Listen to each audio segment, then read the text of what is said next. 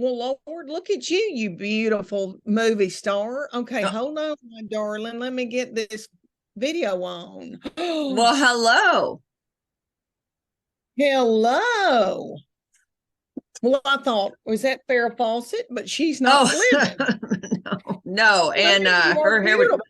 bless you, her hair would look much better than mine because I did mine. Well, you I'm know, I'm a huge fan of your work, and I want to get started because there's so many things I want to ask you, and we're limited on time. okay. So yes, so you're coming to Whitney Hall in Louisville in August 12th. Tickets go or already went on sale today.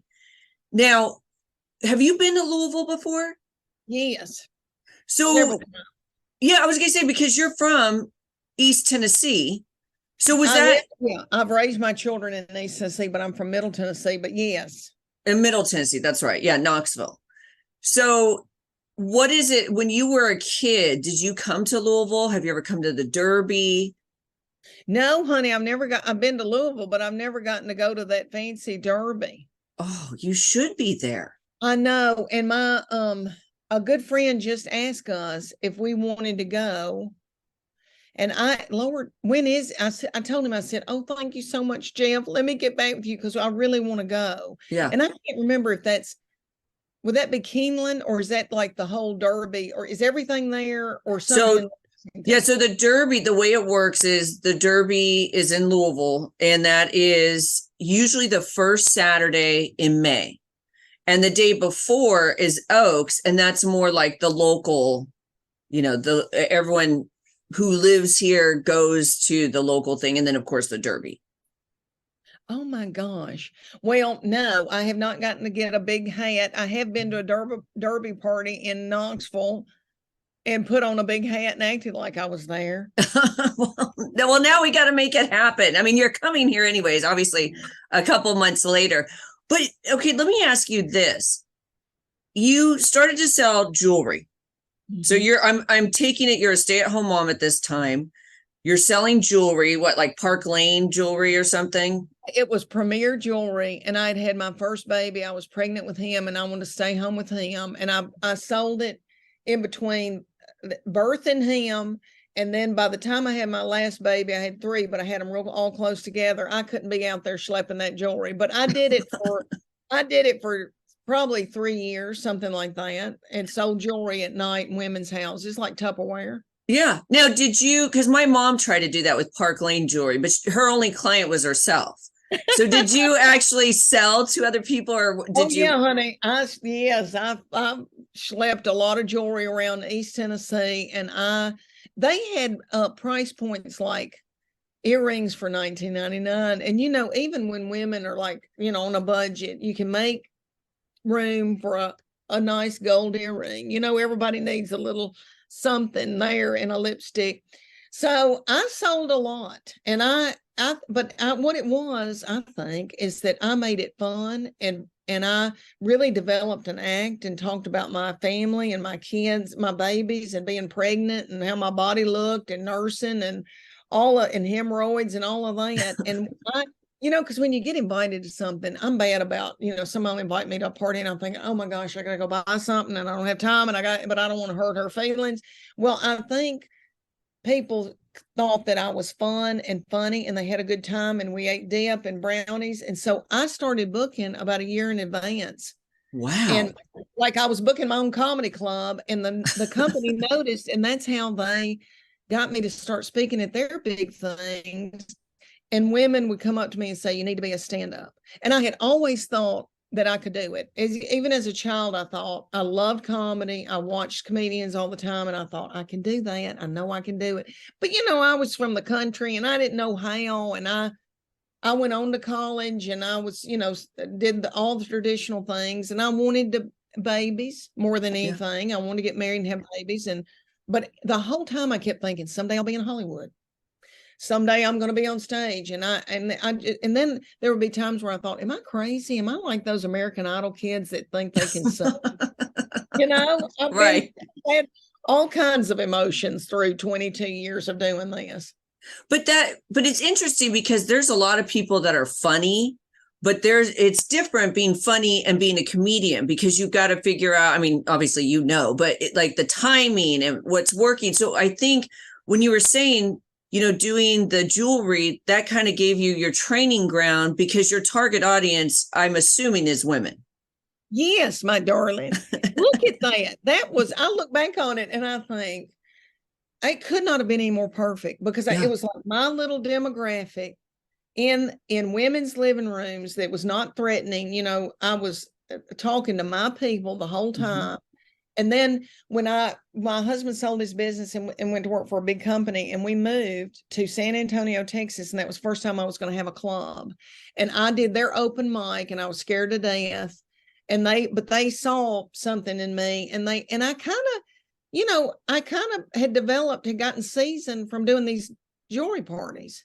So they bumped me up to opener real quick. And then, I skipped that stage and went to feature. And then I got on a tour. That was a God thing. I got on a tour with 2 other female comedians, and one of them is opening for me now. We've traveled together on it since 2004, but I got on that little tour, and I was the one that opened up the show. They were so much more experienced than me, but that gave me to now be in front of men and women and different groups. And, and I really learned a lot with that. So what did your husband say when you told him, hey, I want to be a comedian? Was he all for it, or was he like, okay, yeah? Yeah, he was like, okay, whatever. Because Lord, he was trying to climb the corporate ladder and working like a mule. And we had 3 babies in, 5.5 years. And it was just a whirlwind. Wow. And I think he thought, oh, well, that'll give her something to do. Oh, well, that kooky nut, whatever. But he was always, oh, I'll take the children and you go and do that, or whatever. Wow. Supportive, but I don't think he realized, he still does not get what's happening. I still think he's in shock. And I did say to him when the babies were little, I remember saying to him, let's sell everything and move to LA. I think I can make it. And I'll cook on a hot plate. And I remember him saying, that's crazy. And we need health insurance and we don't need to do that. And he made the best decision, even though I was so mad, but he made the best.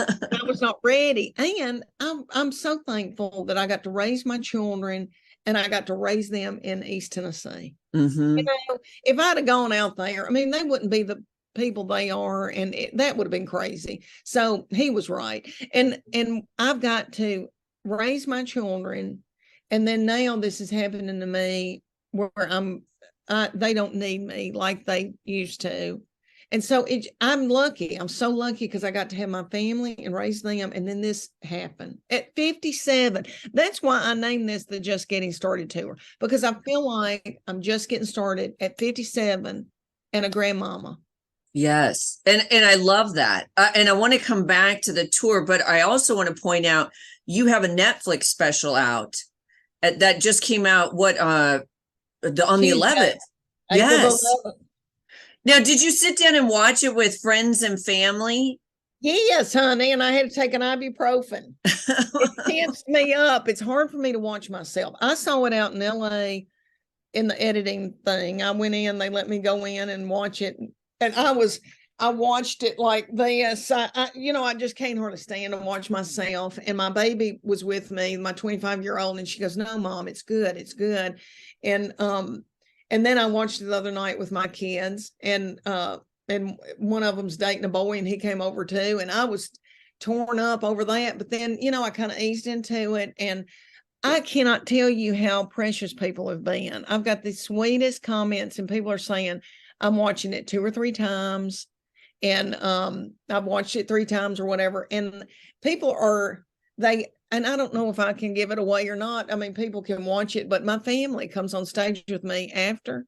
And I think I'm the only person that's ever done that. Yeah. Well, and that was my question. Your kids are a big part of, your whole family is a big part of what you talk about. Do they ever say to you, hey, don't talk about this or don't do this, or do they get embarrassed, or how are they with you being? They're good. They're good. Now, middle school was a bad time. Yes. Everybody was self-conscious and said, do not speak my name. Do not come up to this school in your yoga pants.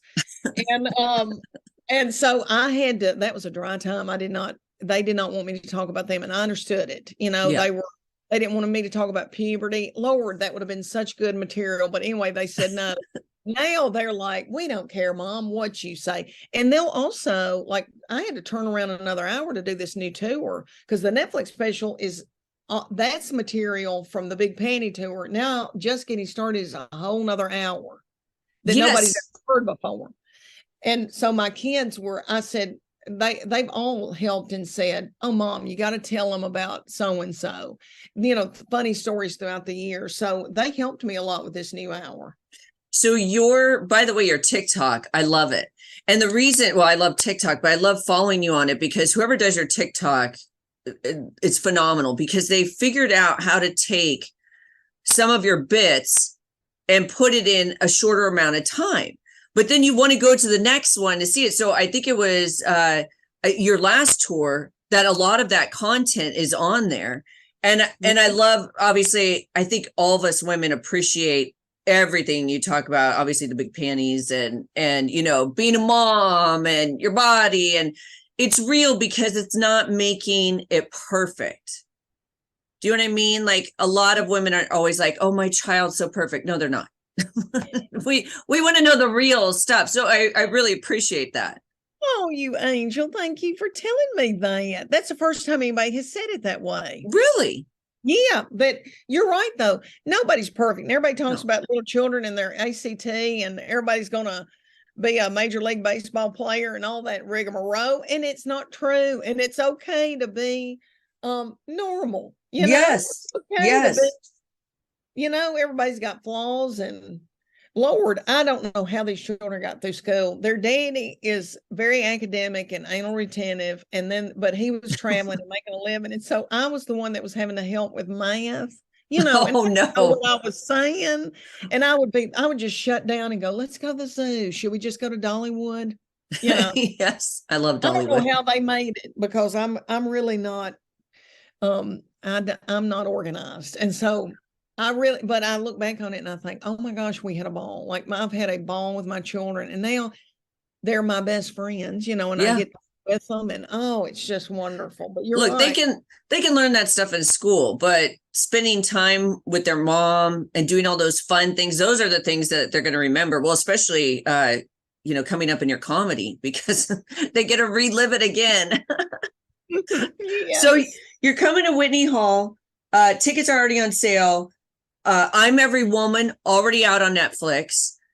What do you think? How do you want to end 2023? Like, I mean, you've accomplished all these things, Netflix special, a second tour. I'm just getting started.